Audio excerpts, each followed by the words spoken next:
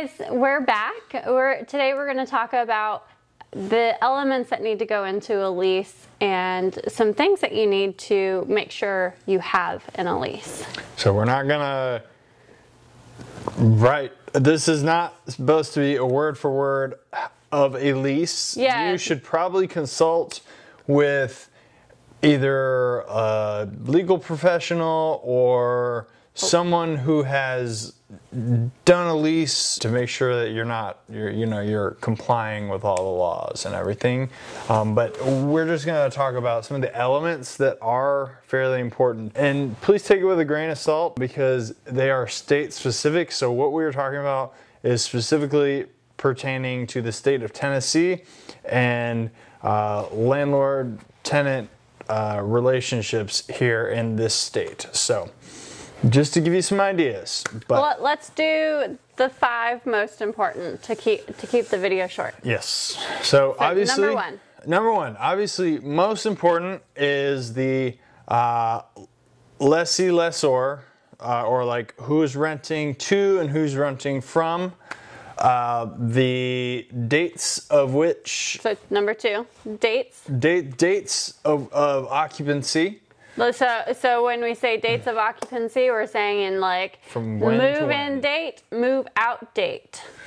You need to include number 3. Number 3, you need to include all of the permanent fixtures that are to be included in the property and expected to remain with the property upon refrigerator, vacancy. Stove, chandelier, fan, heater, air conditioner, stuff like that.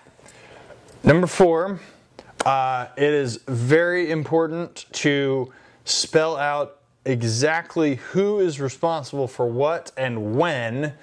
If it is a house, typically the tenant is responsible for lawn care as well as all the utilities. If it is a commercial building, typically the tenant is responsible for tax, insurance, as well as all the maintenance that goes into the building. That's called triple net leasing. Yeah, so it's a completely different type of lease. Different lease than just our renter's lease. So. And in an apartment, they are sometimes responsible for the utilities, but very rarely are they responsible for the lawn care or any maintenance. So that needs to be spelled out. Yeah. Yeah, it needs to be spelled out and signed upon. Yep, and then that way also whenever you get the phone call that says, hey, my toilet's leaking, and you send them the bill, they're not like, hey, what is this bill for? So that way it's in the lease, they know, and you don't have to worry about it later. Number 5. Number 5, you have to spell out what happens and the timeline if rent is not paid. Very important. Very important. In Tennessee, by law, we must give 5 days grace period. So rent is due on the 1st. If it's not in our bank account by the 5th, then we start the eviction process. We do because we have the clause in the lease that specifically waives notice for termination of tenancy. Yes. If that's not in there, it takes longer, but that is an important piece to add to your lease.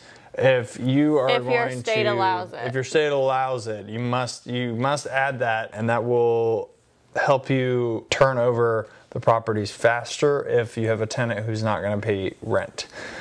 All right, awesome. So that's our top 5 things that you need to pay attention to and making sure that they are in your lease. If you have any questions, make a comment below and we'll try to get it answered for you. Thanks.